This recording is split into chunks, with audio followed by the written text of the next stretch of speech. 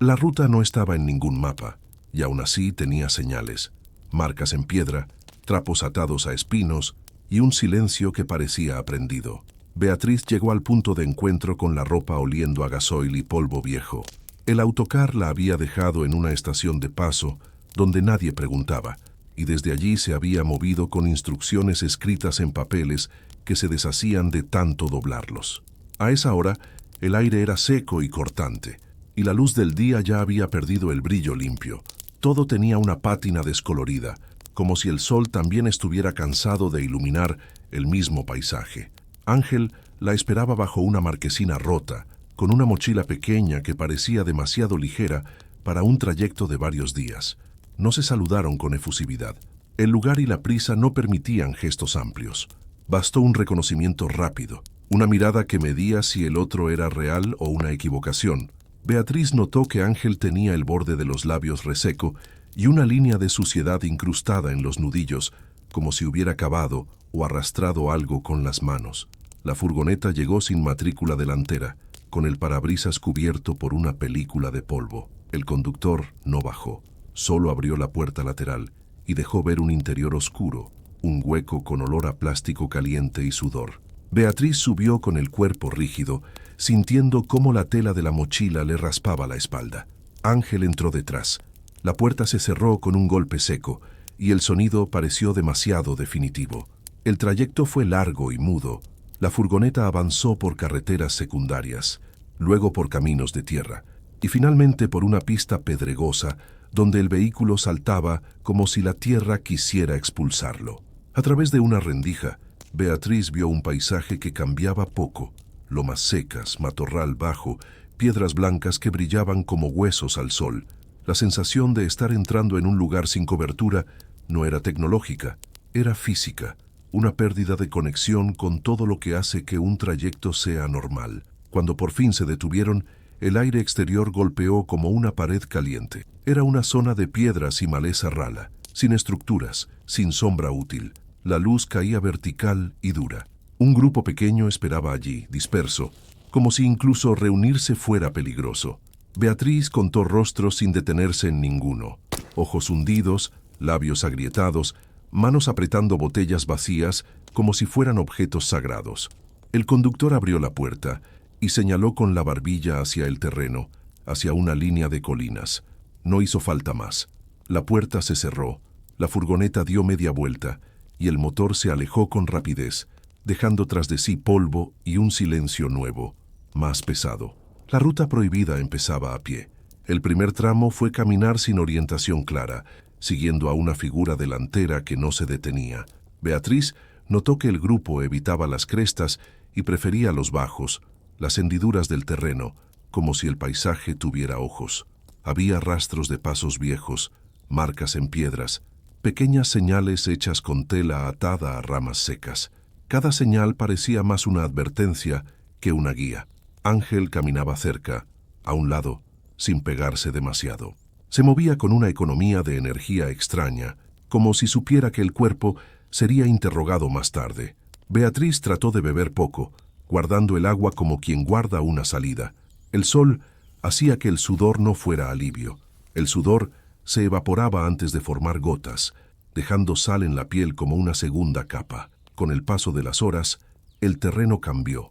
Las piedras se volvieron más grandes y la maleza se transformó en espinos que agarraban la ropa. En la base de una ladera, encontraron el primer rastro inequívoco de que otros habían pasado allí y no habían querido que se supiera. Una lona negra semienterrada bajo piedras y debajo un montón de objetos sin dueño: una sandalia rota, un calcetín, una botella aplastada, una bufanda enrollada como una serpiente seca. No eran basuras de excursionistas, eran restos de vidas, llevadas a cuestas hasta que el peso se volvió imposible. El guía, una silueta delantera que Beatriz nunca veía de frente, no se detuvo, y sin embargo, el grupo disminuyó el ritmo de manera instintiva, como si aquel montón marcara un límite. Beatriz sintió que el aire olía distinto cerca de la lona, no a putrefacción, sino a tela mojada que se secó al sol, un olor a encierro. A media tarde llegaron al borde del barranco. No era un precipicio limpio y visible, sino una grieta amplia en la tierra, Un corte que se abría de golpe entre rocas, con paredes que descendían hacia una sombra fría. Desde arriba se veía un cauce seco lleno de piedras y más allá una garganta que se curvaba como un intestino. El sonido allí era raro. El viento entraba y salía de la grieta con un soplo irregular, como respiración. El guía señaló una bajada estrecha, un sendero de grava suelta. Beatriz miró el descenso y sintió un vértigo que no venía solo de la altura, sino de la certeza de que bajar era dejar de ser visible para el mundo. Una vez dentro del barranco, el cielo sería una franja. La salida sería un punto. Descendieron uno a uno. El interior del barranco era más frío. La sombra conservaba humedad antigua, un frescor que olía a piedra mojada pese a no haber agua. Beatriz notó que el sonido de sus propios pasos se transformaba allí abajo. El eco era breve, pero existía, y cada piedra que rodaba parecía multiplicarse. Caminar por el cauce seco fue más fácil al principio. Luego, el barranco se estrechó y obligó a avanzar pegados a la pared, pasando entre rocas que parecían colocadas a propósito para arañar. En un recodo, Beatriz vio la primera marca que no era natural, un símbolo hecho con carbón en la piedra, una línea vertical atravesada por 3 líneas horizontales.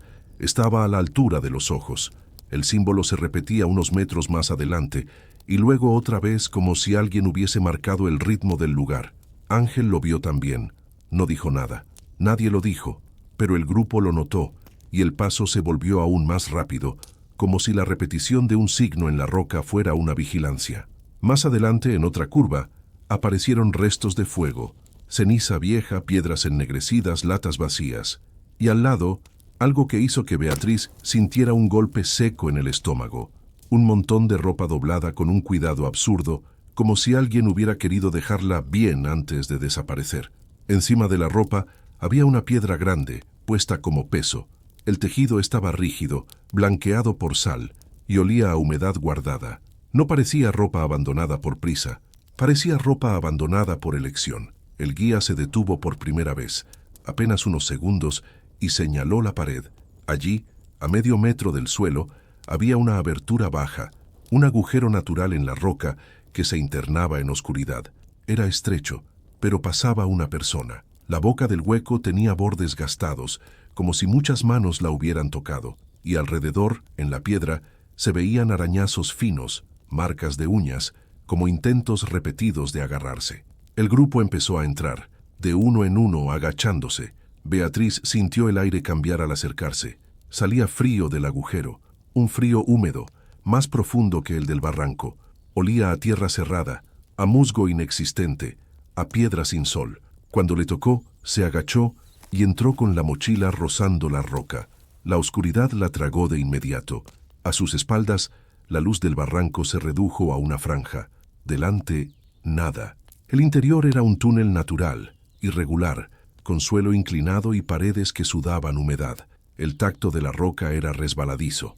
Beatriz avanzó con la mano apoyada para no perder el equilibrio. Sentía la respiración de los demás, cercana, demasiado humana. Y sin embargo también sintió otra cosa, un goteo, no del techo hacia el suelo, sino en algún punto lateral, como si el túnel tuviera una herida que supuraba lentamente. En el silencio del túnel, ese goteo era un metrónomo. A los pocos metros, el túnel se ensanchó en una cavidad donde podían ponerse de pie. La oscuridad seguía, pero había una tenue luz de móviles, breves destellos, manos tapando pantallas para no crear faros. Beatriz vio que en la cavidad había más marcas en la roca, más símbolos del carbón, repetidos con la misma forma, pero algunos estaban borrados a medias, como si la humedad los hubiera comido. En una pared muy cerca del suelo había otra marca distinta, una línea larga y encima pequeñas muescas como conteo. No era decoración, era un registro. Beatriz imaginó dedos marcando allí, noche tras noche, sin saber qué contaban. El guía señaló otra apertura al fondo de la cavidad, un tramo más estrecho, casi un conducto, por donde se debía avanzar agachado. Antes de entrar, Beatriz vio algo en el suelo que no encajaba con piedras, un trozo de tela atado a una piedra pequeña, como una señal. En la tela había una mancha oscura, seca. No parecía barro, parecía algo que alguna vez estuvo húmedo y luego se endureció. Entraron en el conducto. El aire se volvió más denso. El suelo estaba frío, húmedo, y Beatriz sintió que sus rodillas se manchaban de una película pegajosa. El goteo cambió de ritmo. Ya no era una gota aislada, sino un hilo muy fino que caía en algún punto por detrás. Y mezclado con el goteo, apareció un sonido tenue que no correspondía a ningún paso. Un roce arrastrado, como si algo se moviera en paralelo, detrás de una pared. Beatriz se quedó quieta un segundo conteniendo la respiración, esperando que fuera imaginación. El roce se repitió, no como un animal pequeño. Era demasiado continuo, demasiado lento, como una tela mojada arrastrándose sobre piedra. El conducto desembocó en otra cavidad más pequeña, y allí el guía volvió a detenerse. Señaló una grieta vertical en la roca, una rendija por la que se filtraba una corriente de aire más frío. La rendija parecía una salida hacia un espacio mayor. El grupo empezó a pasar por ella, girando el cuerpo, respirando en cortos impulsos para no quedarse atascado. Cuando Beatriz llegó a la rendija, notó algo en el borde, marcas de dedos impresas en la roca húmeda, como si la piedra hubiera sido arcilla. Eran huellas finas, alargadas, demasiado largas para ser normales. El borde estaba también manchado con una película oscura. Beatriz pasó. Al otro lado, el espacio era un corredor más amplio, pero no natural del todo. Había tramos donde la roca estaba cortada recta, como si alguien hubiera picado paredes para ampliar. Ese corte dejaba superficies planas que reflejaban la luz del móvil con un brillo húmedo. En el suelo, en vez de piedras sueltas, había una capa de barro fino, como sedimento acumulado. Ángel, que pasaba detrás, rozó sin querer una pared. Su mano dejó una marca clara en la película húmeda. Al retirar la mano, la marca no se secó ni se deshizo. Quedó ahí, una huella blanca de piel sobre negro, como si el túnel guardara cualquier contacto. El corredor avanzaba en ligera pendiente. Beatriz notó que el aire era cada vez más frío, como si se acercaran a un lugar donde la superficie no existía. El goteo, lejos, seguía, y el roce arrastrado también, pero ahora parecía más cercano, como si caminara a la misma velocidad, pegado a la pared exterior. En una curva el corredor se estrechó y obligó a pasar de lado. Beatriz sintió un contacto en el tobillo, una cosa húmeda, fría, que rozó su piel por debajo del pantalón. Se apartó con un espasmo, creyendo que era agua o lodo. Al apuntar la linterna hacia abajo, vio una pequeña película negra que se extendía desde una grieta del suelo, como un charco que no tenía fuente visible. La película se retiró 1 centímetro, como si tuviera reacción. Beatriz levantó el pie y siguió, sin mirar demasiado. El túnel no permitía detenerse. El grupo avanzaba con la prisa silenciosa de quien siente el peligro sin forma. Entonces, por delante, se oyó un sonido seco, una piedra cayendo. No una piedra que rueda, una piedra que cae a un vacío y tarda en sonar. 1 segundo, 2, 3, un golpe lejano. Eso significaba un hueco grande, una caída, una parte del túnel abierta a un espacio más profundo. El guía se detuvo en el borde de una abertura circular en el suelo, un pozo natural o excavado. Había una cuerda vieja atada a una estaca. La cuerda descendía hacia la oscuridad. El borde del pozo estaba gastado, pulido por manos y pies. Y alrededor en la roca, los símbolos de carbón se repetían, pero aquí estaban más marcados, más negros, como si los hubieran rehecho muchas veces. El goteo venía de abajo. Beatriz se asomó un instante y sintió el aire frío subir, húmedo, con un olor a piedra antigua y algo más. Un olor a ropa mojada guardada demasiado tiempo. No vio el fondo, solo un negro que tragaba la linterna. El guía señaló la cuerda. 1 a 1, empezaron a descender. Beatriz esperó su turno. Notó que Ángel, cerca, miraba fijamente el borde del pozo, no hacia abajo, sino hacia una sección específica donde el barro del borde tenía marcas, huellas de dedos, muchas, repetidas. Y entre esas huellas, una marca distinta, una línea arrastrada, como si algo hubiera sido izado o bajado rozando el borde, dejando un rastro. Cuando Beatriz agarró la cuerda, sintió la humedad en la fibra y también una viscosidad ligera, como si la cuerda estuviera impregnada de una sustancia que no era agua. La cuerda estaba fría, más fría que el aire. Bajó despacio, buscando apoyo en pequeñas repisas de roca. A mitad de descenso, la linterna del que iba delante iluminó el interior por un segundo. Beatriz alcanzó a ver una pared cubierta de marcas, rayas verticales, arañazos, y en un tramo algo que parecía una frase escrita con carbón, pero estaba emborronada por humedad. Solo se distinguían 2 letras iniciales, como un inicio que nadie pudo terminar. El pozo parecía no acabar. El aire se hacía más húmedo, el goteo se volvió más constante, y entre gotas, Beatriz oyó algo que la dejó sin fuerza en los brazos, un roce lento, subiendo por la pared, como uñas mojadas ascendiendo. No venía del grupo, venía del interior del pozo, por detrás de la roca, como si el hueco tuviera otra vía paralela donde algo subía mientras ellos bajaban. Beatriz apretó la cuerda y siguió descendiendo, obligando al cuerpo a moverse, aunque el instinto quisiera quedarse pegado al borde superior, donde todavía existía cielo. El fondo apareció de golpe, una repisa ancha, un suelo de piedra húmeda. Beatriz tocó tierra y sintió un alivio que duró un parpadeo, porque el suelo no era seco, era una película resbaladiza, y la piedra tenía ese brillo oscuro que había visto antes en el charco del túnel. El pozo desembocaba en un corredor bajo, donde el aire era aún más frío. El guía señaló el pasadizo, y el grupo se alineó para entrar. Antes de seguir, Beatriz miró hacia arriba por última vez. No vio el círculo de salida, vio oscuridad, como si el pozo hubiera cerrado su propia boca. La oscuridad del pozo no era falta de luz, era una cualidad del aire, como si el hueco pudiera tragar el brillo antes de devolverlo. Beatriz apoyó las botas en la repisa húmeda y sintió que el suelo no era piedra limpia, sino una película resbaladiza que cedía apenas, como barro demasiado fino sobre roca. El grupo se reunió en silencio, cuerpos pegados a pared, para dejar un pasillo central, como si un orden espontáneo evitara rozarse demasiado en aquel lugar. La cuerda, detrás, seguía colgando, pero al mirar hacia arriba, Beatriz no vio el círculo de salida. No era que no alcanzara la vista, era que el negro no devolvía profundidad. Era una boca cerrada.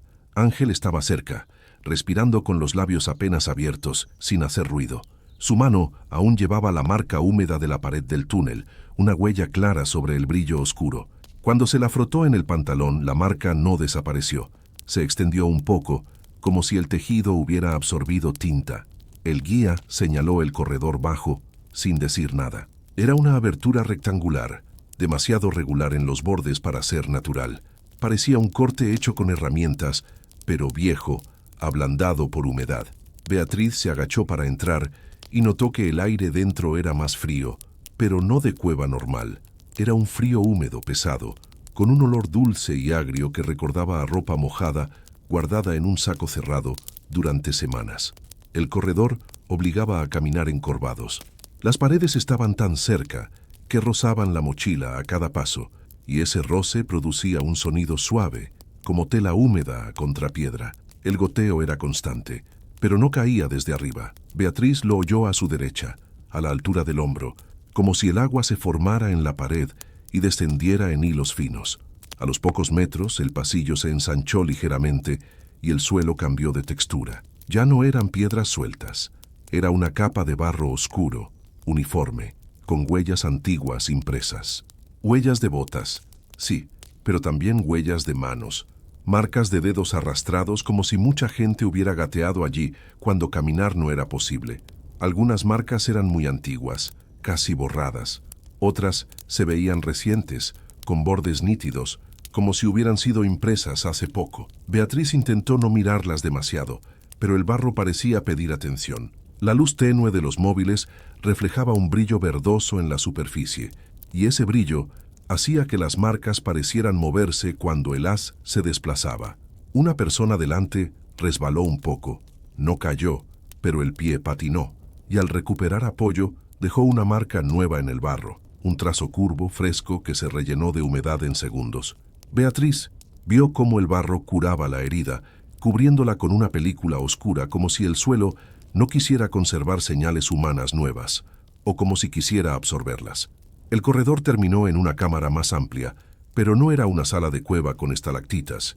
Era un espacio donde las paredes habían sido cortadas rectas, formando un recinto imperfecto. Había postes de madera vieja clavados en el suelo, como si en algún momento hubieran sostenido algo, y en la pared del fondo se veía una abertura circular a ras del suelo, un túnel más bajo, casi un conducto. En el centro de la cámara había un montón. No era grande, pero era demasiado organizado para ser casual. Eran mochilas rotas apiladas, telas enrolladas, botellas vacías. Encima, una manta doblada. Y sobre la manta, una piedra blanca, puesta como peso con cuidado. Beatriz se acercó lo justo para ver un detalle que la dejó inmóvil. En el borde de la manta había mechones de pelo pegados a la tela, como si el tejido se hubiera usado para envolver una cabeza mojada. El pelo no era un montón, eran hilos sueltos, atrapados en fibras, como restos mínimos que la humedad no había podido borrar. El guía tocó la pared, cerca del túnel circular, y señaló un símbolo de carbón más grande que los anteriores, la línea vertical con 3 horizontales. Pero aquí, bajo el símbolo, había algo añadido, una raya larga y debajo una segunda raya, como un registro de vueltas. Beatriz sintió que el símbolo no marcaba dirección, marcaba repetición, un lugar que se atraviesa más de una vez sin querer. El grupo comenzó a entrar por el túnel circular. Beatriz esperó, viendo cómo cada persona se agachaba y desaparecía, como si la piedra los tragara. Cuando le tocó, se arrodilló y metió primero el hombro. El barro le pegó en la rodilla. El túnel olía aún peor. El aire estaba cargado de un dulzor agrio que se quedaba en la lengua. Dentro el conducto descendía. El techo rozaba la mochila. Beatriz avanzaba con el pecho pegado al suelo, apoyándose con antebrazos y codos. A cada movimiento, el barro hacía un sonido de succión. Y con ese sonido, Beatriz oyó otra cosa. Un arrastre paralelo, casi idéntico al suyo, pero no delante ni detrás. A su izquierda, detrás de la pared, como si hubiera otro conducto pegado donde algo se desplazaba a la misma velocidad. Beatriz contuvo la respiración. El arrastre siguió. No se aceleró, no se retrasó. Era una sincronía. Una gota cayó desde el techo y golpeó el barro a pocos centímetros de su mano. No era agua clara, era oscura, con un brillo verdoso, y al tocar el barro, dejó una mancha más negra. La gota no se absorbió. Quedó como una perla espesa que tardó en deformarse. Beatriz avanzó más rápido, sin espacio para hacerlo de verdad. Sus rodillas ardían, el barro se pegaba al pantalón. La oscuridad, delante, parecía comprimirse. El arrastre paralelo se mantuvo. Entonces, el túnel terminó en otra abertura, y Beatriz cayó casi de golpe a un suelo más firme. Se incorporó como pudo. Estaban en un corredor más alto, donde al menos se podía caminar encorvado en vez de arrastrarse. El grupo se reunió allí, respirando en silencio. Alguien detrás soltó un pequeño quejido ahogado. Beatriz miró hacia la abertura por donde habían salido. En el barro del borde se veían huellas frescas, las del grupo, pero junto a ellas había otra huella. No una huella de bota, era una marca alargada, como el arrastre de una palma enorme o de un pie sin suela. Una marca lisa, sin dibujo, que iba en dirección opuesta a la de ellos, como si algo hubiera salido también del túnel, pero hacia atrás. La marca terminaba justo en la pared, donde no había salida visible. El guía no permitió detenerse. Señaló hacia adelante, hacia una pendiente suave. El corredor descendía y el aire se hacía más húmedo. El goteo se convertía en un hilo continuo, y el suelo empezaba a brillar otra vez con esa película oscura. A unos metros, el pasillo se abrió a una sala donde el techo era más alto. Allí, por primera vez, Beatriz oyó un sonido que no era agua ni pasos, un murmullo lejano. No una voz clara, sino el contorno de un habla, como un sonido de garganta filtrado por piedra y distancia. Era un rumor rítmico, como si alguien recitara sin palabras. Beatriz buscó el origen. La sala tenía varias aberturas laterales, túneles pequeños que se perdían en negro. En una esquina había restos de velas consumidas, pegotes de cera vieja en el suelo, aunque allí no se veía ninguna llama ni luz. Y cerca de esas velas había un montón de piedras pequeñas apiladas en forma de torre, una sobre otra. No era un juego, era un conteo, una pila que alguien había construido con paciencia. En la pared, sobre las piedras, otra marca de carbón, pero distinta. Un círculo y dentro una línea vertical. Parecía un ojo con una pupila. Ángel miró esa marca demasiado tiempo. Beatriz lo vio por el rabillo. Sus hombros se tensaron. Su respiración se detuvo un instante. El murmullo lejano se detuvo de golpe. El silencio que quedó fue tan pesado que Beatriz sintió que le dolían los oídos. Luego, desde uno de los túneles laterales, llegó un sonido húmedo, un chapoteo suave, como si alguien moviera un pie en un charco. El chapoteo se repitió, más cerca. El grupo se apretó sin querer, cuerpos pegados a pared. Nadie encendió más luz, solo el brillo mínimo de una pantalla tapada con dedos. El guía señaló un túnel al otro lado, una salida estrecha.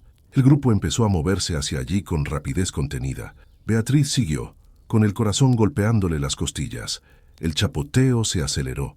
Ya no era un paso aislado, era un arrastre en agua, como un cuerpo bajo, pegado al suelo, desplazándose por la película húmeda del pasillo lateral. Beatriz entró en el túnel de salida agachada. El túnel era estrecho, y la roca le raspó la mochila. A su espalda, oyó el sonido de algo entrando en la sala desde el túnel lateral. Un roce húmedo, como piel mojada contra piedra. El sonido no era rápido, era paciente, como si supiera que no hacía falta prisa. El túnel de salida subía un poco. La pendiente era incómoda. El barro se hacía más resbaladizo. Beatriz notó que el suelo empezaba a ceder bajo la suela, como si la película oscura fuera una capa viva que se acomodaba. En una curva del túnel, rozó la pared con la mano para sostenerse, y la mano le quedó manchada con esa sustancia oscura que no era barro normal. La sustancia era viscosa. Al frotarla contra el pantalón, se extendió como aceite. El túnel terminó en una abertura que daba a un espacio con aire diferente. Beatriz lo notó antes de ver, un aire menos frío, con un olor tenue a plantas, un aire de superficie. El grupo salió, uno, a un barranco abierto pero distinto al anterior. Aquí el cielo se veía como una franja estrecha entre paredes altas. Era de noche o casi. La luz era mínima, gris. Beatriz miró hacia arriba y vio por fin una estrella tenue.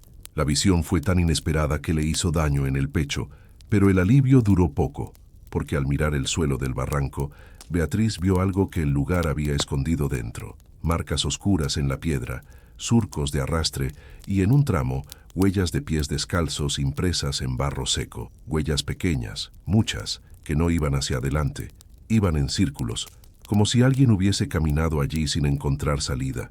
El guía señaló el cauce y el grupo siguió, avanzando ahora al aire libre, pero dentro de paredes que cerraban el sonido. La humedad del túnel se había quedado en sus ropas, en sus manos. Beatriz notaba la sustancia viscosa en los dedos como una segunda piel. A los pocos minutos, el barranco se estrechó de nuevo y desembocó en un tramo donde el suelo estaba cubierto por agua real. Un charco largo, una lámina oscura que ocupaba todo el ancho. No había forma de rodearlo. El agua estaba quieta, pero el aire sobre ella era más frío. El guía cruzó primero, pisando piedras sumergidas. El agua le llegó a los tobillos. No salpicó como agua normal, se movió con lentitud pesada. Beatriz siguió. Cuando metió el pie, sintió el frío subirle por la pierna, y debajo del frío, algo más. Una resistencia suave, como si el agua tuviera densidad, como si no quisiera dejar pasar. A mitad del charco, Beatriz miró su propia sombra por reflejo, por costumbre. No vio sombra, vio su reflejo, distorsionado, pero sin sombra. Al mirar el reflejo de Ángel, ocurrió lo mismo. Había cuerpo reflejado, pero no sombra, no profundidad. El agua esa noche estaba robando sombras. Beatriz apretó el paso.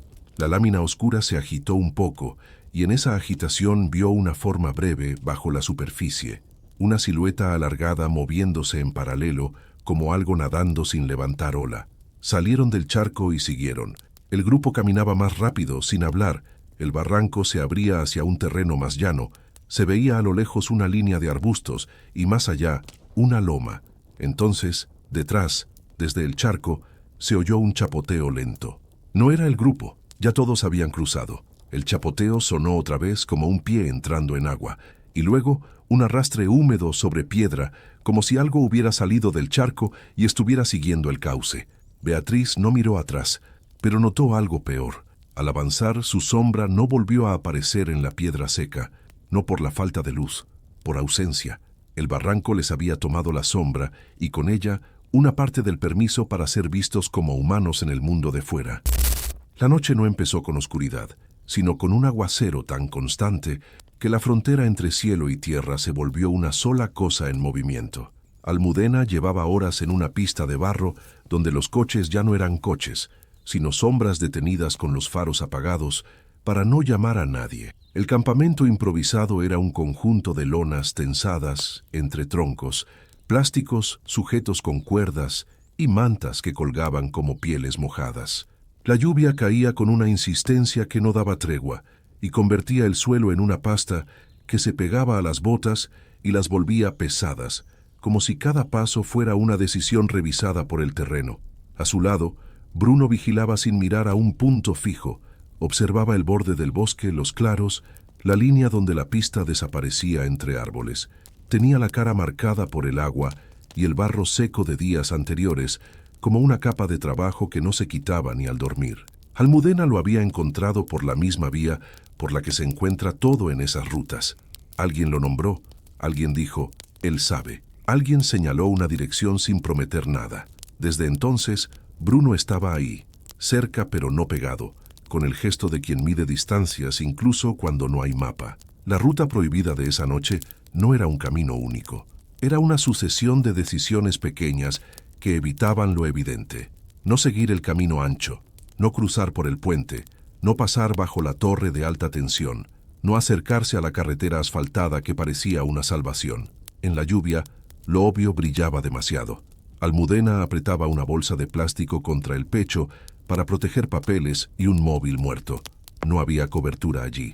No había señal desde hacía horas, quizá desde hacía días. Pero el móvil seguía en su mano como si fuera un órgano que no se podía dejar atrás. Bruno le había indicado que, cuando se movieran, no encendiera ninguna luz, ni pantalla, ni linterna, ni nada. La lluvia era suficiente para revelar, dijo sin decirlo, y a la vez suficiente para esconder. A medianoche el movimiento empezó sin aviso. Una lona se soltó con un chasquido. Alguien recogió una manta, un bulto se ajustó a una espalda y el grupo, pocas personas dispersas, se deslizó hacia la pista como si el barro fuera una alfombra que había que pisar sin hacer ruido. La lluvia no permitía silencio total, pero sí permitía que el ruido se confundiera. Aún así, Bruno caminaba como si cada chapoteo pudiera ser traducido. Entraron en el bosque. La lluvia allí sonaba diferente. En campo abierto golpeaba uniforme. Entre árboles se convertía en miles de gotas que caían con retraso desde hojas y ramas. Esa lluvia tardía hacía que el sonido se desplazara, que un golpe arriba ocurriera cuando ya habían avanzado, que el oído no supiera fijar distancias. Almudena notó que la humedad dentro del bosque era más pesada, como si el aire tuviera agua en suspensión. El sendero era apenas una traza entre arbustos. No había señales oficiales. Solo marcas humanas, un trapo blanco atado a una rama baja, un corte en la corteza de un tronco, una piedra colocada sobre otra en equilibrio. Bruno seguía esas señales sin mirarlas demasiado, como quien reconoce letras sin leer en voz alta. A los 40 minutos llegaron al primer punto de la ruta prohibida, un camino de grava que cortaba el bosque en línea recta. No era una carretera formal, pero tenía postes, posteado, vallado a tramos, con un cable colgando en algunos puntos. El camino parecía una vieja vía de servicio o un acceso a instalaciones, y justo en el borde, donde el barro del bosque se encontraba con la grava, había un poste alto con una caja metálica atornillada y una luz roja mínima, no intermitente, fija como un ojo. Bruno se detuvo sin necesidad de gesto. El grupo se detuvo también, con esa obediencia del miedo que no necesita palabras.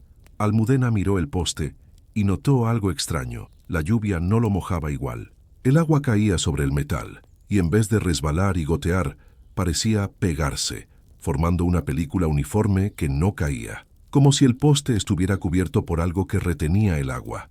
La luz roja se reflejaba en esa película como un punto duplicado. Bruno rodeó el poste con un paso lento, observando el suelo. Allí, en la grava, había marcas, huellas viejas, sí, pero también líneas arrastradas, como si alguien hubiera tirado de algo pesado en dirección al interior del bosque. Las líneas no eran recientes, se repetían cruzándose, borrándose parcialmente por la lluvia, pero siempre volviendo a empezar cerca del poste. Almudena sintió un cosquilleo en la nuca, no por frío. Era una sensación de estar siendo medida. El poste, con su luz roja fija, parecía mirar sin moverse. Bruno siguió adelante, cruzando el camino de grava hacia el lado opuesto. Pero al hacerlo, hizo algo que no encajó con su prudencia. Pasó tan cerca del poste que su chaqueta rozó la película de agua del metal. Fue un roce mínimo.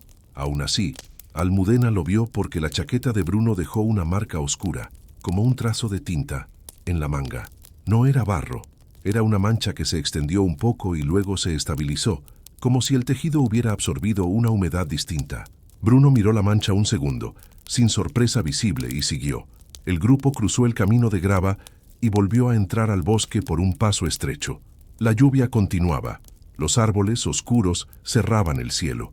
Todo debería haber sido igual que antes del poste, pero el sonido cambió. Detrás de ellos, muy cerca, se oyó un chapoteo con el mismo ritmo que sus pasos. No era el chapoteo disperso de un animal, era un paso en barro seguido de un segundo paso en barro con el intervalo humano exacto. Almudena se detuvo en seco. El chapoteo se detuvo también. Bruno no giró la cabeza, no miró atrás, solo levantó una mano, pidiendo inmovilidad. La lluvia golpeó hojas y ramas. Gotas tardías cayeron en el suelo con pequeños golpes aislados. El grupo esperó unos segundos largos. El chapoteo no volvió.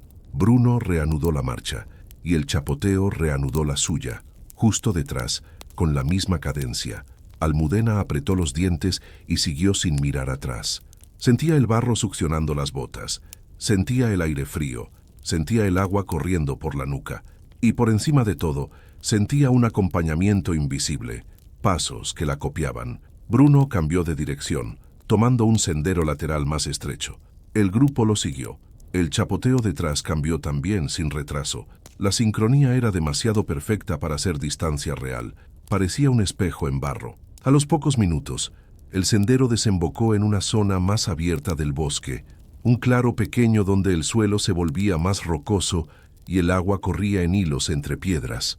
En el centro del claro había otro poste, no igual al primero. Era más viejo, de madera, con una placa metálica clavada, pero tenía lo mismo, una luz roja fija, más tenue, alimentada por algún cable que desaparecía bajo la tierra. Almudena sintió que no era una coincidencia, era una serie, un sistema. Bruno se detuvo y por primera vez bajó la mirada a su propia mano. Estaba manchada con esa película oscura en la palma, como si el roce del primer poste hubiera dejado residuo. Se frotó la mano contra el pantalón. La mancha se extendió. El chapoteo detrás se detuvo en el borde del claro, y en vez de pasos, se oyó un arrastre bajo, como si algo se desplazara pegado al suelo mojado sin levantar peso. Almudena no miró atrás, pero sintió el movimiento en el aire, una presión húmeda acercándose. Bruno señaló el segundo poste con un gesto mínimo, como si indicara no lo toquen. Luego se movió hacia un lateral del claro, buscando un paso entre rocas. El grupo lo siguió. Almudena pasó a 2 metros del poste de madera. La luz roja la iluminó apenas, un resplandor débil en la lluvia. Y en ese instante ocurrió algo que le golpeó el pecho por dentro. Sintió que su respiración cambiaba, no por miedo, por sincronía, como si el aire le entrara y saliera con un ritmo ajeno, impuesto, como si alguien más estuviera respirando en paralelo dentro de su caja torácica. Se detuvo un instante, tocándose el pecho. Su respiración volvió a su ritmo normal en cuanto se alejó del poste. Fue un efecto breve, pero demasiado específico para negarlo. Más adelante, el bosque se cerró otra vez. Bruno caminaba rápido, evitando charcos profundos. Almudena seguía, contando mentalmente pasos para no pensar. El chapoteo detrás persistía, pero ahora no era de 2 pasos, era de muchos. Había más de una copia. Lo supo porque el ritmo ya no era único. Había un paso ligeramente retrasado, otro más rápido, otro arrastrado, como si el barro estuviera generando acompañantes a partir del patrón humano. La lluvia, en vez de borrar, estaba escribiendo. Almudena miró hacia un charco a su izquierda, un charco oscuro que reflejaba un trozo de cielo negro entre ramas. En ese reflejo vio el grupo, sí, pero también vio otras siluetas detrás, pegadas al suelo acuoso como manchas con forma humana. No estaban arriba, solo estaban en el reflejo. Almudena apartó la vista y siguió. El sendero descendió hacia un cauce, Un arroyo crecido por la lluvia, agua marrón que corría rápido entre piedras. No era un río grande, pero era lo bastante ancho como para impedir el paso sin mojarse hasta la rodilla. Había un tronco caído que servía de puente improvisado, resbaladizo, con musgo y agua. Bruno cruzó primero, con un equilibrio perfecto. El grupo pasó uno a uno. Almudena cruzó con el corazón en la garganta. Al bajar del tronco al otro lado, sintió el barro más blando, como si la orilla fuera una pasta distinta. Al mirar hacia atrás, vio algo que la dejó sin aire. En el agua del arroyo, justo en la superficie, aparecieron huellas. No huellas de alguien que hubiera cruzado el tronco. Huellas en el agua, como si el agua estuviera siendo pisada por algo invisible. Una huella se formó, luego otra, con el mismo intervalo humano, avanzando desde el lado por el que venían hacia el tronco. El agua no salpicaba, solo imprimía. El chapoteo detrás se convirtió en un sonido hueco, como agua golpeando desde abajo. Bruno no miró, tiró del grupo hacia adelante, alejándolos del arroyo. Entonces, en la distancia, apareció el tercer poste. Este era metálico, alto, con una caja grande y un cable grueso que subía por el lateral, y en la parte superior, no una luz roja, sino dos, fijas, como ojos dobles. El poste estaba junto a una valla de alambre caída, y más allá se veía una zona de campo abierto, un terreno sin árboles donde la lluvia caía sin obstáculo. Ese campo era la salida del bosque, también era exposición. El grupo se detuvo bajo los árboles, en el borde, dudando sin palabras. Bruno señaló el poste doble, luego señaló el campo abierto, y después señaló el suelo como advirtiendo de algo. Almudena miró el poste con atención. La película de agua en el metal parecía más gruesa allí, como una capa de barniz líquido. La luz roja doble se reflejaba en esa capa y duplicaba su brillo, y en el suelo junto al poste, el barro estaba lleno de marcas, huellas humanas, muchas, pero todas borrosas, como si hubieran sido repetidas hasta borrar el dibujo. Entre ellas había surcos largos, arrastres, como si algo hubiera sido arrastrado hacia el poste una y otra vez. Almudena sintió que el poste no era un simple punto de referencia, era un contador. Y el contador, esa noche, estaba activo. El chapoteo múltiple detrás se acercó, ya no disimulado. Se oyó en el bosque, alrededor, sin fuente clara. No era un grupo de personas, era agua moviéndose con intención. Bruno tomó una decisión brusca. Se lanzó hacia el poste doble, no para tocarlo, sino para pasar lo más lejos posible por el lateral, pegado a la valla caída, buscando un hueco en el alambre.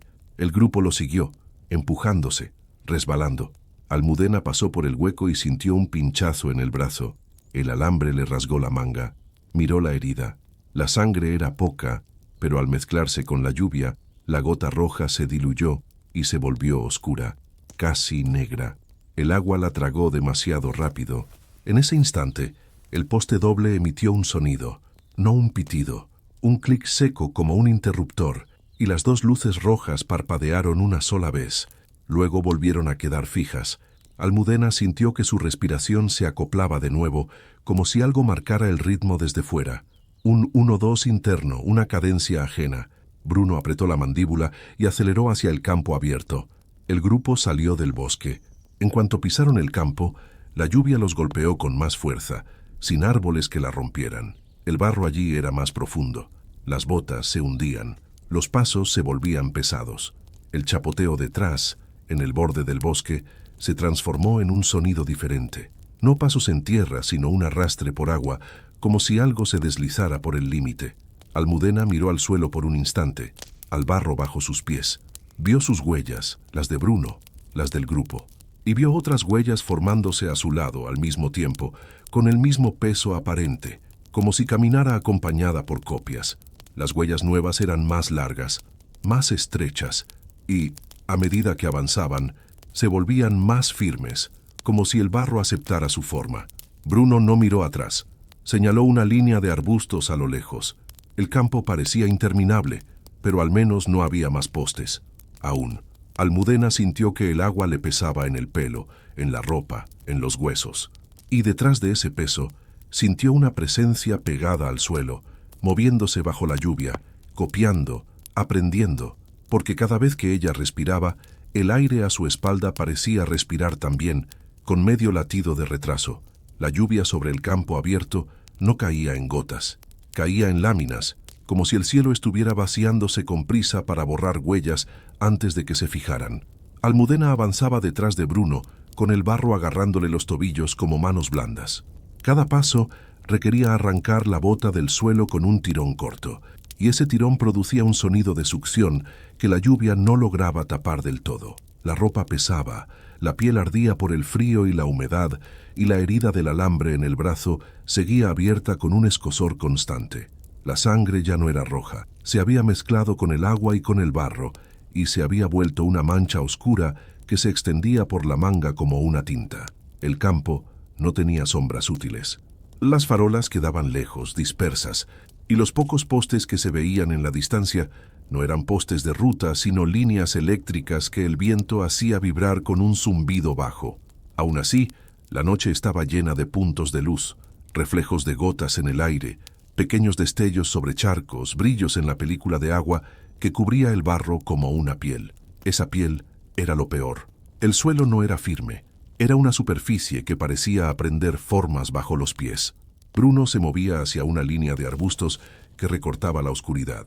No había camino marcado, pero su dirección era precisa, como si hubiera memorizado la distancia exacta entre el borde del bosque y ese punto. Almudena lo seguía intentando no mirar atrás, pero el cuerpo tenía su propia manera de saber. Sentía, muy cerca de la espalda, una respiración que no era la suya, un leve ajuste de aire en la humedad, como si el vacío imitara su pecho. Las huellas nuevas aparecían a los lados. Almudena no necesitó mirar mucho para confirmarlo, bastaba con sentir el sonido. Además de sus suelas, además de las de Bruno, había otro ritmo, un chapoteo más fino que se acomodaba al barro con menos peso. Ese sonido no venía del bosque ya, venía del campo mismo, del agua que lo cubría. Y cada vez que Almudena aceleraba un poco, el chapoteo paralelo aceleraba también, sin desfase. Bruno levantó una mano, pidiendo a los demás que se dispersaran un poco. El grupo era pequeño, pero el campo abierto los hacía visibles como manchas en una hoja blanca. Con la lluvia, los perfiles se deformaban, pero el movimiento siempre delata. Almudena obedeció, separándose un par de metros, y al hacerlo, notó algo nuevo. El chapoteo paralelo se dividió. Ahora había dos ritmos cerca, como si la copia hubiera entendido que separarse ofrece más material para imitar. La línea de arbustos se acercó. Eran arbustos bajos, espinosos, con ramas cargadas de agua que descargaban gotas tardías sobre la cara de Almudena cuando pasaba cerca. El contacto con esas ramas dejaba marcas en el abrigo, no solo de humedad, sino de una película oscura, como si el agua que caía de los arbustos tuviera una densidad distinta. Almudena se limpió la mejilla con la muñeca y notó el mismo tacto. Agua tibia, pegajosa, como si el barro hubiera subido al aire. Detrás, en el borde del bosque, el tercer poste doble seguía visible. Las dos luces rojas no parpadeaban ahora. Estaban fijas, pero parecían más brillantes por el contraste con la lluvia. Almudena no quería mirarlo, y aún así lo veía en los reflejos del barro. Dos puntos rojos que se duplicaban en los charcos, que aparecían y desaparecían bajo cada ondulación. Era como si el poste no estuviera quieto, sino multiplicado por el agua. La respiración ajena volvió a acoplarse. Almudena se dio cuenta de que no era una sensación abstracta. Su propio ritmo había cambiado. Inspiraba más corto, exhalaba más largo. Y ese patrón era el mismo que se escuchaba en el chapoteo paralelo, como si el barro supiera cuándo el pecho se vacía. Bruno se detuvo junto a un arbusto especialmente denso. Hizo un gesto hacia el suelo, un hueco entre raíces, una zanja baja por donde se podía pasar agachado. No era un túnel, pero ofrecía cobertura. El grupo empezó a entrar uno por uno, bajando al barro más profundo del hueco. Almudena se agachó y sintió el agua subiéndole por las pantorrillas. El barro era más frío ahí, y el olor era distinto, tierra removida, metal viejo, y un dulzor agrio que la lluvia arrastraba desde algún lugar cercano. El hueco conectaba con una cuneta larga, un canal de drenaje que corría paralelo a una pista de grava. La pista estaba a unos metros, elevada, y por encima se veía la silueta de una valla alta. La valla marcaba un límite. En la parte superior el alambre se arqueaba hacia afuera con una inclinación agresiva, La lluvia golpeaba la valla y la hacía sonar como un instrumento de metal. Bruno se desplazó por la cuneta sin asomar la cabeza. Almudena lo siguió. El agua en la cuneta era más profunda y corría con un movimiento lento, pegajoso. No hacía el sonido de agua corriente, hacía un sonido de viscosidad, como sopa espesa. En la superficie flotaban pequeñas hojas, ramas, restos de plástico, y entre esos restos se movían sombras finas, como peces, pero demasiado lentas, demasiado pegadas al agua. A mitad de la cuneta, Almudena vio el siguiente poste. No estaba en el campo abierto ni en el bosque. Estaba junto a la valla, clavado en tierra elevada. Era un poste metálico más bajo, con una caja rectangular y una luz roja fija. Esta luz no era doble, era única, pero su brillo era más intenso, como si tuviera un enfoque directo. La lluvia lo cubría con esa película uniforme que no goteaba. Almudena sintió el cambio antes de acercarse. Su pecho se tensó y su respiración se volvió otra vez ajena, marcada, como si una mano invisible apretara el diafragma a intervalos. El poste, sin moverse, contaba algo, no pasos, no tiempo, contaba respiraciones. Bruno levantó una mano y obligó al grupo a detenerse. Esperó, observó el poste, la valla, el terreno más allá. La pista de grava tenía charcos pequeños que reflejaban el rojo del poste como un punto multiplicado. En esos reflejos, Almudena vio algo que no estaba arriba. Figuras bajas, pegadas al agua, como manchas humanas estiradas. Se movían solo en el reflejo, deslizándose alrededor del poste, como si lo rodearan en un mundo paralelo de charcos. La cuneta olía más fuerte ahora. El dulzor agrio se mezclaba con metal mojado. Almudena sintió una gota caerle en la mano, pero no venía del cielo. Venía del aire bajo el arbusto, una gota que se formó y cayó desde ninguna parte. La gota era tibia. Bruno empezó a avanzar muy despacio, agachado, pegado a la pared de tierra de la cuneta. Pasó lo más lejos posible del poste, pero la distancia en esa zona era mínima. La cuneta se estrechaba justo en el tramo del poste, como si el terreno hubiera sido excavado para obligar a pasar cerca. Cuando Almudena llegó al punto, sintió un tirón leve en el tobillo. Miró hacia abajo. El agua de la cuneta, a la altura del tobillo, se había oscurecido más, formando un remolino pequeño. Dentro del remolino, algo rozó la bota con un contacto suave, como una mano sin dedos. Almudena retiró la pierna intentando salir del remolino, pero el agua ofreció resistencia, como si tuviera elasticidad. Tiró con fuerza. La bota salió con un sonido de succión. En el barro de la cuneta quedó una marca. No era una huella de suela. Era una marca lisa, alargada, como si algo hubiera presionado desde abajo. La marca se rellenó de agua oscura en segundos, y el agua se quedó con borde firme, como una firma. Almudena aceleró el paso. Bruno seguía adelante, sin detenerse. Al pasar junto al poste, Almudena sintió un clic en el aire. No se oyó como sonido metálico, se sintió como una vibración en los dientes, como un cambio de presión. La luz roja del poste parpadeó una sola vez, tan breve que pudo haber sido lluvia, pero el parpadeo coincidió con un espasmo en su respiración, una interrupción de medio segundo que no controló. El chapoteo paralelo se hizo más claro. Ya no estaba detrás, estaba al lado, dentro de la cuneta. Almudena oyó un arrastre suave por el agua, como si algo se desplazara pegado a la superficie, al nivel de sus tobillos, acompañándola. Bruno encontró un punto donde la cuneta se abría y permitía salir hacia una zona de sombra entre matorrales. Se deslizó fuera y se agachó junto a una estructura baja, una caseta de hormigón, probablemente de control eléctrico o de riego. La caseta tenía una puerta metálica cerrada y un pequeño respiradero con rejilla. La lluvia golpeaba el techo de la caseta con un sonido plano. El grupo se reunió allí, apretado contra la pared de hormigón, buscando un respiro que no podía darse. Almudena apoyó la palma en el muro y notó la superficie húmeda, pero no solo húmeda. Tenía una película grasa, como si el hormigón estuviera sudando. Bruno señaló la rejilla del respiradero. Era baja, a la altura de la rodilla. Detrás se veía oscuridad. Sin abrir del todo, sin hacer ruido, Bruno retiró los tornillos que sujetaban una esquina. No lo hizo rápido, pero sus manos se movían como si esa operación la hubiera repetido otras noches. El respiradero se abrió lo suficiente para que una persona pasara arrastrándose. La caseta era una opción, un refugio, y a la vez una promesa de encierro. Almudena miró al suelo junto a la caseta. El barro allí estaba lleno de huellas. Huellas humanas, sí, pero borrosas y repetidas, como si el lugar hubiera sido pisado muchas veces bajo lluvia.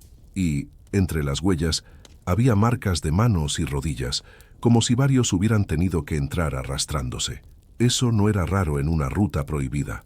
Lo raro era otra cosa. Junto a esas huellas había huellas más largas, sin dibujo de suela, como impresiones de pies lisos. Y esas huellas lisas se repetían en círculo alrededor de la caseta, como una ronda. El arrastre en la cuneta se oyó de nuevo, más cerca. Un sonido húmedo que subía por la pendiente y se acercaba al muro de la caseta. Bruno indicó entrar. El grupo comenzó a meterse por el respiradero, uno a uno.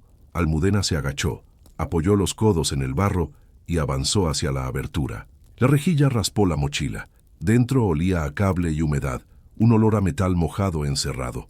El interior estaba oscuro, pero se veía una franja mínima de luz filtrada por otra rejilla al otro lado. Almudena se arrastró y cayó dentro de la caseta con un golpe amortiguado. El suelo era de cemento, húmedo, con charcos pequeños. Había cajas eléctricas, tuberías, un zumbido bajo de corriente. El zumbido no era constante.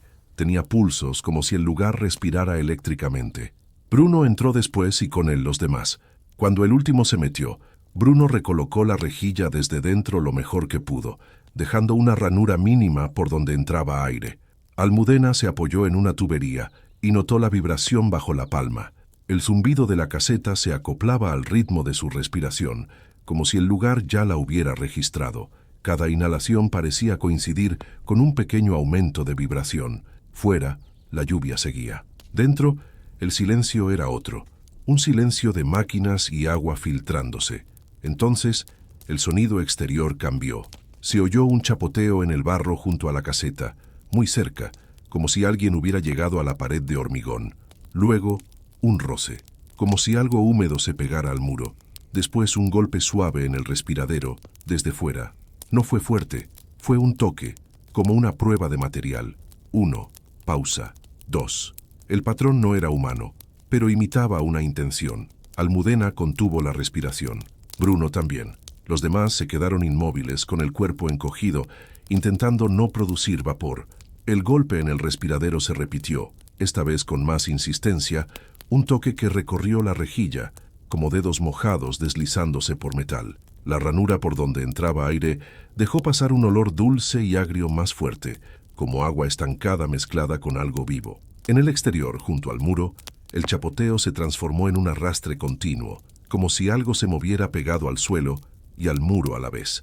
La caseta vibró levemente, no por viento, sino por presión. Dentro, en el suelo de cemento, apareció una gota. No cayó del techo. Se formó en el aire a la altura del tobillo y cayó, dejando una mancha oscura que no se extendía como agua normal. La gota era tibia. La mancha se quedó con borde firme, como la tinta. Almudena miró el techo de la caseta. No había filtración, pero otra gota se formó, esta vez cerca de la pared, y cayó, luego otra. Las gotas aparecían como si el lugar estuviera aprendiendo a llover por dentro, copiando lo que pasaba fuera. El zumbido eléctrico cambió de tono. Se volvió más grave, más constante, como un motor. Las cajas metálicas vibraron. Una etiqueta en una de ellas, vieja y despegada, se movió con la vibración y dejó ver, debajo, una marca escrita a mano con rotulador negro. Almudena no la había visto antes. No podía haber estado visible antes. La marca decía un número. 1. Apenas un dígito, sin contexto. Bruno miró esa caja un segundo y luego miró a la rejilla del respiradero. La presión exterior aumentó. La rejilla se hundió 1 milímetro hacia adentro, como si el metal cediera. La ranura dejó pasar más aire húmedo y un sonido de fricción, como si algo estuviera pasando una superficie viscosa por la rejilla. La gota tibia interior se convirtió en un hilo fino en un rincón. Un chorrito lento que no venía del techo, sino de una tubería. La tubería no tenía fuga visible, y aún así, el líquido oscuro estaba saliendo de la unión como si la tubería sudara tinta. Almudena vio que el hilo oscuro avanzaba por el suelo en dirección a la rejilla, formando un camino delgado, decidido, como el que el barro había dibujado antes hacia el poste. Fuera, el golpe en la rejilla se detuvo. Silencio. Un segundo. Luego un sonido que no era golpe, un deslizamiento, como si algo se acomodara justo frente a la abertura, pegando su superficie al metal. La luz exterior que se filtraba por la ranura se oscureció, como si una sombra se hubiera colocado delante. El zumbido eléctrico alcanzó un pico, y en ese pico, Almudena sintió el pecho comprimirse otra vez, como si su respiración fuera medida por un contador invisible. El número 1 en la caja pareció más oscuro, más nítido, como recién escrito. Y entonces, en el suelo de la caseta, junto al charco interior, apareció otro número, no en una etiqueta, no en papel, en el cemento húmedo, como si la humedad lo hubiera revelado. 2. El segundo número se formó con agua oscura, con borde firme, como una impresión. Almudena entendió que la caseta no era refugio, era otra estación del sistema, otro punto de conteo, una extensión de los postes, una estructura donde la lluvia, el barro y la electricidad se unían para registrar cuerpos. La rejilla del respiradero volvió a hundirse un poco más.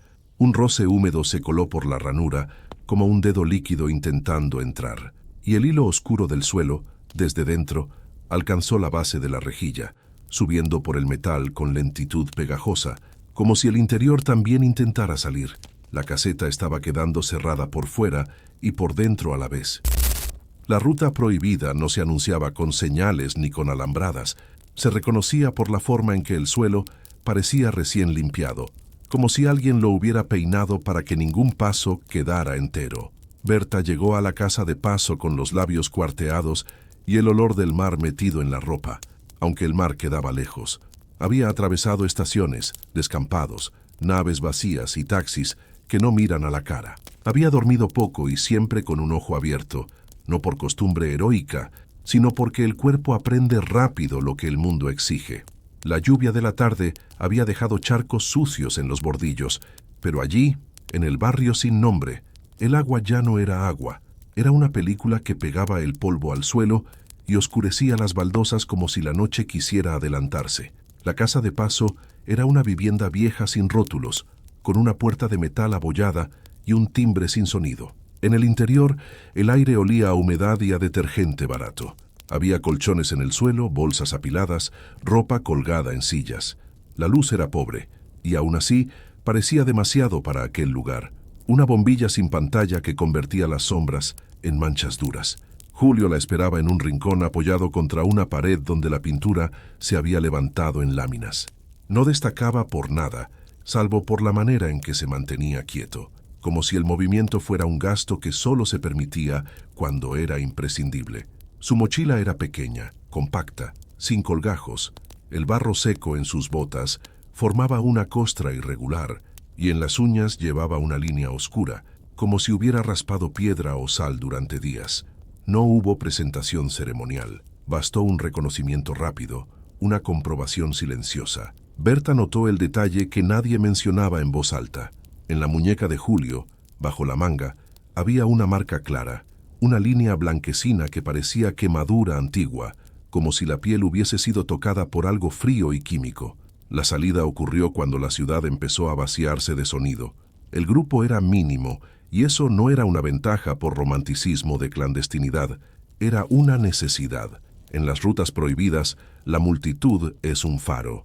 Salieron por un callejón, cruzaron un descampado lleno de cascotes y llegaron a un vehículo sin luces interiores.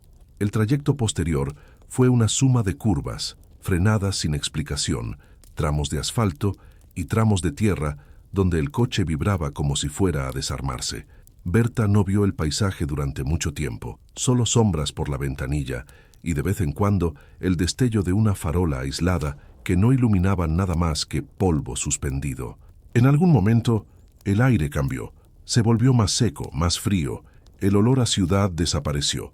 El coche entró en una zona donde la oscuridad no era negra sino gris, como si el suelo devolviera una claridad mínima. Se detuvieron cerca de una explanada. No había edificios, no había árboles, solo un terreno plano con costras blanquecinas que se extendían hasta donde la vista se rendía. La sal, una superficie pálida que parecía nieve sucia bajo la noche. El cielo encima era una tapa baja sin estrellas claras. La humedad de la tarde parecía haberse convertido en un velo fino. El conductor no bajó. La puerta se abrió y el aire golpeó con un frío seco que mordía las fosas nasales. Berta bajó y sintió bajo la suela algo que crujía con un sonido delicado, como cristales diminutos. La sal estaba húmeda en superficie, pero no lo suficiente para formar barro. Era una costra frágil que se rompía y dejaba ver otra capa más oscura debajo. Julio se situó delante y empezó a caminar sin pausa, como si el terreno fuera un reloj, y cada minuto detenido sumara un riesgo invisible. No había luna clara, pero la propia sal devolvía luz, y eso permitía ver un poco. Berta notó algo inquietante. El suelo no mostraba huellas permanentes. Cada pisada dejaba una marca. Sí, pero en segundos la marca parecía enfriarse, blanquearse otra vez, igualándose con el resto. No era que la sal se moviera, era que la superficie se reponía con una velocidad que no correspondía a un material inerte. A lo lejos se veía una línea más oscura, un borde de matorral o de piedras, un límite de la salina. Julio caminaba hacia allí con rumbo fijo. Berta lo siguió, ajustando el paso para no quedarse atrás.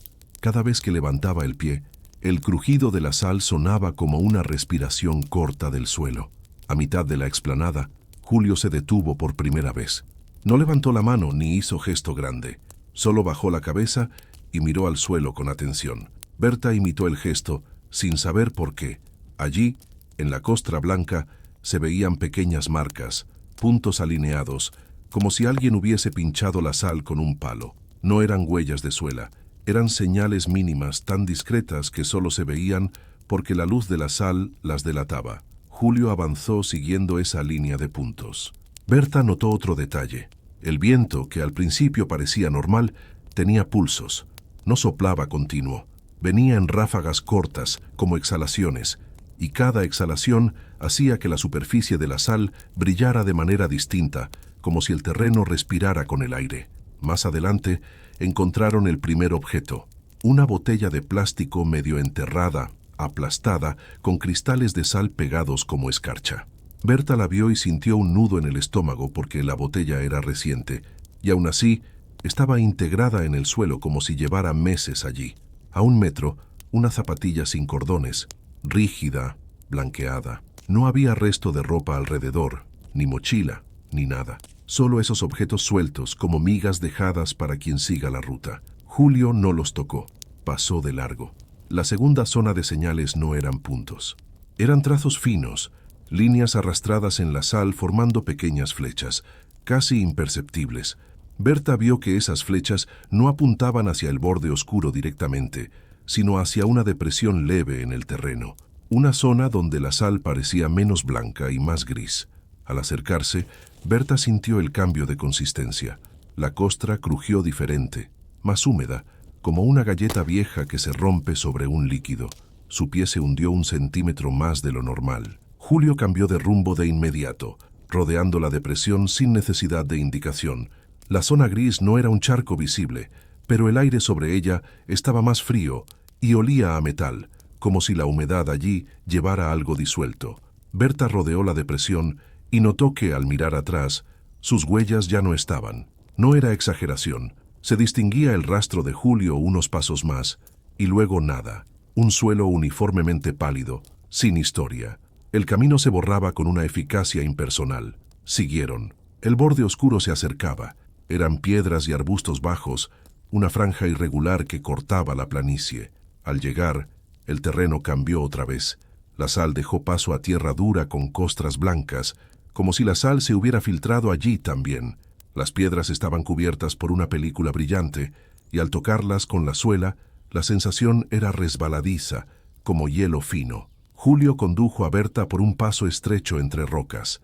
Allí, escondido, había un canal de drenaje seco, una zanja larga que parecía hecha por maquinaria antigua, con paredes de cemento agrietado. En el fondo de la zanja quedaba agua en charcos aislados, oscuros, inmóviles, como ojos.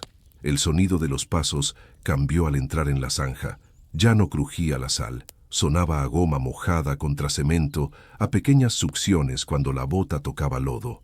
Y, de inmediato, Berta notó que el silencio era distinto, más cercano, más apretado, como si la zanja concentrara sonidos y los devolviera. A los pocos metros, Julio se detuvo otra vez. Miró uno de los charcos. Berta miró también. En la superficie del agua no se veía solo el reflejo del cielo oscuro. Se veía algo más, una sombra alargada que se movía a ras de la superficie, como un cuerpo bajo deslizándose por debajo del agua sin ondularla. La sombra pasó lenta y desapareció en la oscuridad del charco sin dejar burbuja. Berta sintió que el aire le apretaba el pecho. Siguió caminando sin detenerse demasiado, porque el lugar no toleraba pausas. La zanja desembocó en un camino de grava. La grava estaba húmeda y brillaba con restos de sal como pequeñas estrellas muertas. A un lado, una valla caída. Al otro, terreno abierto de nuevo, pero ya no era salina. Era una zona de matorral y tierra dura con charcos dispersos. Julio señaló un tramo de valla y lo cruzó con cuidado. Berta lo siguió. Al pasar, el alambre rozó el abrigo y dejó una línea de sal húmeda en la tela, una marca blanca que enseguida se oscureció como si la humedad fuera tinta. El cielo descargó otra ráfaga de viento. No era un viento cualquiera, traía un silbido agudo, como si pasara por tubos. Ese silbido pareció encajar con un sonido que Berta oyó detrás, muy tenue, un crujido de sal, imposible allí, donde ya no había costra blanca bajo los pies. Berta no miró atrás de inmediato. Continuó, pero el crujido se repitió. Un paso, luego otro. Un crujido con el mismo intervalo humano que sus propias pisadas. El crujido estaba detrás. Julio aceleró. Berta aceleró. El terreno era irregular y el agua en charcos obligaba a saltar. El crujido detrás se mantuvo, como si la distancia no cambiara. No sonaba como alguien corriendo. Sonaba como sal rompiéndose, aunque ya no hubiera sal. Al cruzar una zona más baja, Berta pisó un charco. El agua no salpicó como agua normal. Se movió densa, pesada, y al levantar el pie dejó una película oscura en la suela, como aceite mezclado con barro.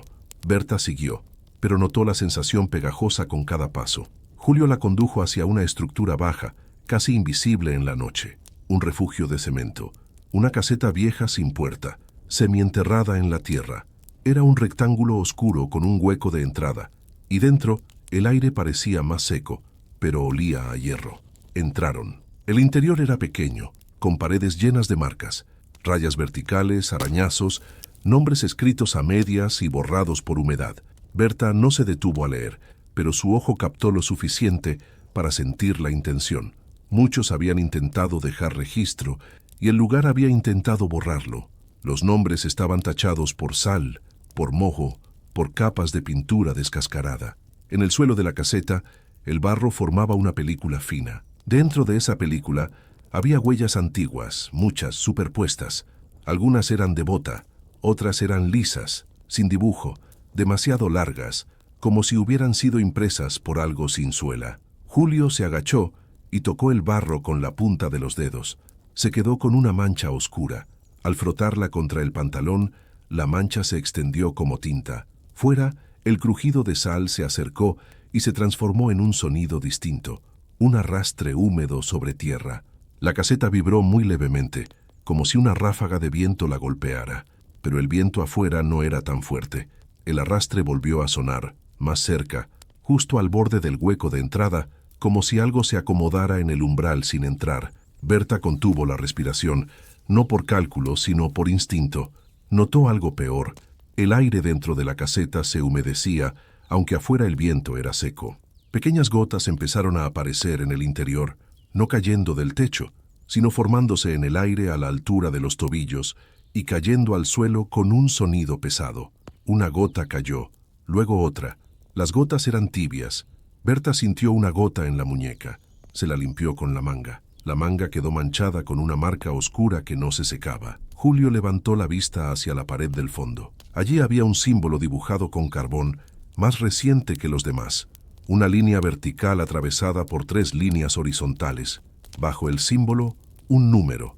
No estaba escrito con tinta seca, sino con una humedad oscura que brillaba. 1. El número parecía recién puesto. Otra gota cayó al suelo, y en el barro, al lado del charco interior, se formó un segundo número, como revelado por la humedad. 2. Berta sintió que el estómago se le hundía. La caseta no era refugio, era un punto de conteo, un lugar donde algo registraba presencias, como si necesitara sumar cuerpos para completar un patrón. El arrastre en el umbral se convirtió en un roce suave contra el cemento, como una palma mojada pasando por la pared. La luz mínima de la noche, que entraba por la entrada, se oscureció un poco, como si algo se hubiera colocado delante, pegado a la abertura. Berta miró el suelo cerca de la entrada. La película de barro se estaba moviendo, no como agua corriendo, como una mancha que avanza con borde firme, como tinta buscando dirección.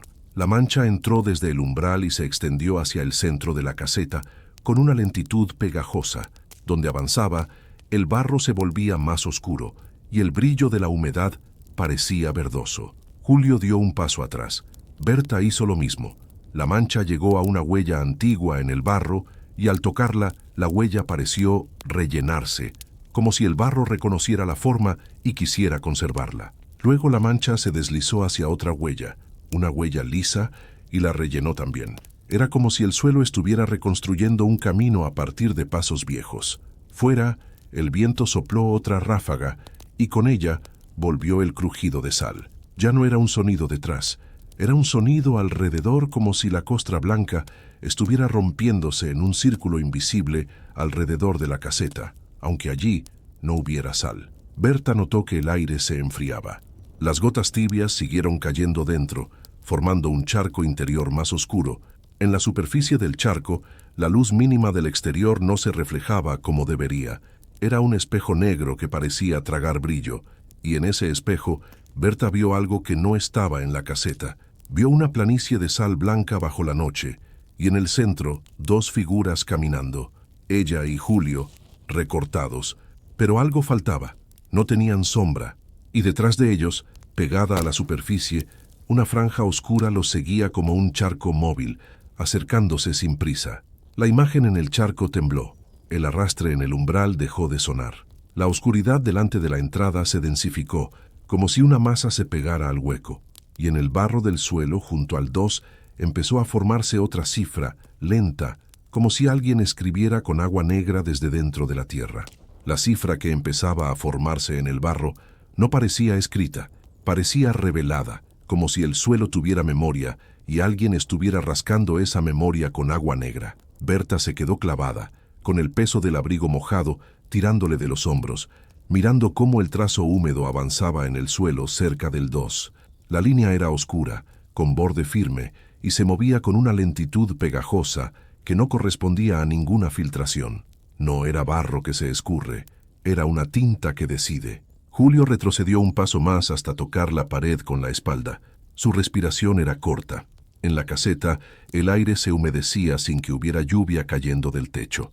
Las gotas tibias nacían en el aire a la altura del tobillo y caían una tras otra, en el mismo punto, alimentando el charco interior que ya reflejaba una planicie de sal que no estaba allí. El charco era un espejo negro con paisaje propio. La mancha que había entrado desde el umbral avanzó un palmo más hacia el centro. Su borde se deslizaba con precisión, como si siguiera una línea invisible entre huellas antiguas. Al tocar cada huella, la rellenaba, la oscurecía, la hacía presente, otra vez. Era como si el lugar reconstruyera pasos antiguos para traerlos de vuelta. Berta miró el umbral. La entrada de la caseta estaba oscurecida por una masa sin forma definida. No era una persona, no era una sombra normal proyectada por el cielo. Era una densidad pegada a la abertura, como un cuerpo de agua vertical que hubiera decidido quedarse allí, respirando con el viento seco del exterior. El crujido de sal alrededor volvió, más claro. No podía haber sal rompiéndose junto a la caseta, y sin embargo el sonido era inconfundible, pequeñas costras quebrándose, como vidrio fino bajo una suela. El crujido formó un ritmo breve, como pasos alrededor, un círculo. No sonaba como carreras, sonaba como un rodeo lento, metódico, como si algo estuviera trazando perímetro. Berta miró las paredes. Los nombres borrados y las marcas antiguas no eran lo único. Había un rincón donde la pintura descascarada dejaba ver cemento húmedo, y en ese cemento había un símbolo de carbón más reciente, idéntico al de otras rutas, la línea vertical atravesada por 3 horizontales. Debajo, alguien había intentado escribir una palabra, pero la sal y el tiempo la habían mordido. Solo se distinguían 2 letras iniciales, gruesas y luego un borrón. Berta no necesitaba leer la palabra completa para entender la intención. Alguien escribió para dejar rastro y el lugar se lo comió. La cifra que se estaba formando junto al 2 completó su curva. Un trazo, una pausa, otro trazo. Se definió con claridad húmeda. 3. El 3 brilló un instante en el barro como recién puesto y luego pareció asentarse como si se integrara en el suelo. Berta sintió un golpe seco en el estómago, una certeza simple. El lugar contaba cuerpos. El conteo no era metafórico, era un mecanismo. Julio miró el 3 y luego miró a Berta. No hizo gesto de consuelo ni de explicación. Su mirada era la de alguien que ha visto suficientes señales para no discutirlas. Se inclinó hacia un lateral de la caseta, donde el cemento tenía una grieta baja, casi escondida tras un montón de escombros. Allí, bajo unas piedras sueltas, había un hueco. Berta lo vio demasiado tarde. Era otro paso, otra vía, una salida o un conducto. Julio retiró las piedras con cuidado. No hizo ruido metálico, solo un roce húmedo contra cemento. El hueco dejó escapar un aire más frío, con olor a sal mojada y metal. El hueco no era grande, pero era suficiente para pasar arrastrándose. La masa oscura del umbral se movió. No entró, no avanzó como un cuerpo sólido. Simplemente cambió su densidad, como si el aire se espesara en la entrada, y ese cambio hizo que la luz exterior se apagara casi del todo. La caseta se quedó aún más cerrada. Berta sintió que el charco interior vibraba, no por gotas. Vibraba con un pulso, como si debajo hubiera algo. En su superficie, el reflejo de la planicie de sal cambió.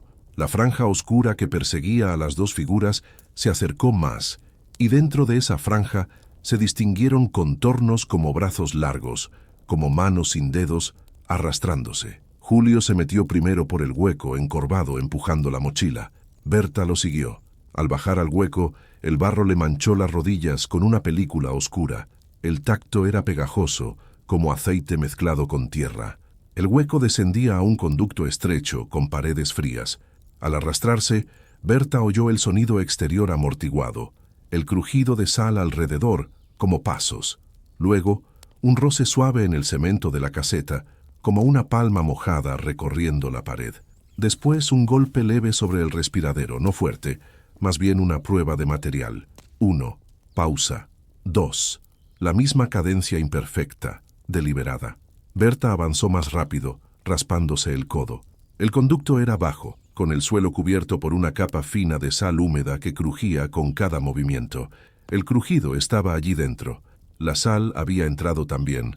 Julio avanzaba delante, guiándose por la sensación del aire.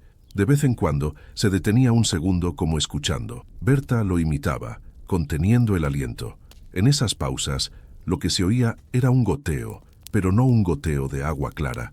Era un goteo denso, como si algo viscoso cayera en una superficie blandamente. El conducto desembocó en una zanja abierta al exterior. No un exterior amplio, sino un corredor entre taludes de tierra. La noche allí era más luminosa por el reflejo de la sal en algunas zonas. El cielo estaba velado, sin estrellas definidas. El suelo era una mezcla de barro y costras blancas. Julio salió primero, se agachó y miró alrededor. No había luces de ciudad, no había carretera cerca, solo un terreno ondulado, matorral bajo, y a lo lejos una planicie pálida que devolvía luz, otra salina u otra parte de la misma. La ruta había salido de la caseta, pero no había salido del sistema. Berta salió y sintió la brisa seca del exterior, pero el aire olía a hierro y sal húmeda. Miró hacia atrás. La entrada del conducto era solo un agujero oscuro en la base del talud.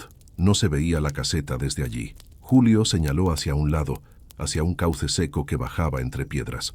Avanzaron por ese cauce, pisando costras blancas que crujían. El crujido era un sonido demasiado específico para ser casual. Cada paso resonaba como si el suelo estuviera hecho de vidrio fino. A los pocos metros, Berta miró sus huellas en la costra. Vio la marca de su suela clara. Luego vio algo inquietante. La marca empezó a blanquearse por sí misma, como si la sal cerrara la herida.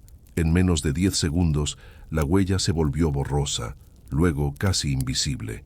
El terreno borraba paso con eficacia. Julio se detuvo junto a una piedra grande, cubierta de sal como escarcha. En la piedra había una marca hecha con carbón, el símbolo de las 3 líneas, y debajo una palabra escrita con letra rápida: nombres. No era una indicación, era una amenaza. Berta miró alrededor. No había nadie, pero el viento sopló, y con él llegó el crujido de sal detrás. Un crujido que no correspondía a sus pasos. Era un crujido con intervalo humano, acercándose. Julio aceleró. Berta lo siguió. El cauce seco se estrechó y desembocó en un terreno más abierto, una extensión de salina pálida. Allí, el brillo del suelo era mayor, y ese brillo reveló algo que Berta prefería no ver. En la salina había huellas antiguas, muchas, pero todas incompletas, borradas a medias. No era un camino, era un círculo, una rueda de pasos que no lleva a ningún sitio. Julio cruzó la salina siguiendo una línea de puntos apenas visibles, pinchazos en la costra. Berta lo siguió. El suelo crujía bajo ella, pero cada crujido parecía contestado por otro crujido a unos metros, como si el terreno repitiera su pisada. Berta miró un charco oscuro en una depresión, agua acumulada que reflejaba el cielo velado. En ese reflejo vio a ella y a Julio caminando, y detrás vio una franja oscura pegada al suelo, siguiéndolos. La franja no era un charco fijo, se desplazaba con ellos. Berta levantó la mirada al mundo real. No vio nada detrás, solo salina, solo noche. Pero al volver a mirar el charco, la franja oscura estaba más cerca, y ahora tenía forma, una silueta baja, como un cuerpo arrastrado sin articulaciones, con una superficie brillante. La silueta, en el reflejo, alzó algo parecido a una mano y tocó el reflejo del tobillo de Berta. En la realidad, Berta sintió un frío en el tobillo, miró hacia abajo. La sal alrededor de su bota se había oscurecido en una mancha, como si alguien hubiera derramado agua negra. La mancha tenía borde firme. La mancha se movía. Berta retrocedió el pie. La mancha lo siguió 1 centímetro, como buscando contacto. Julio tiró del brazo de Berta y la obligó a avanzar. Berta se dejó arrastrar, el cuerpo obedeciendo al pánico. Siguieron cruzando la salina, y la mancha oscura bajo el pie de Berta se alargó 1 palmo, como un hilo que la conectaba al suelo. El crujido detrás se volvió más cercano, más claro.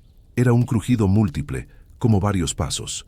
La salina estaba generando acompañantes, imitando el patrón humano para multiplicarlo. A lo lejos se veía una estructura baja, una caseta de bombeo, un depósito, algo de cemento. Julio apuntó hacia allí.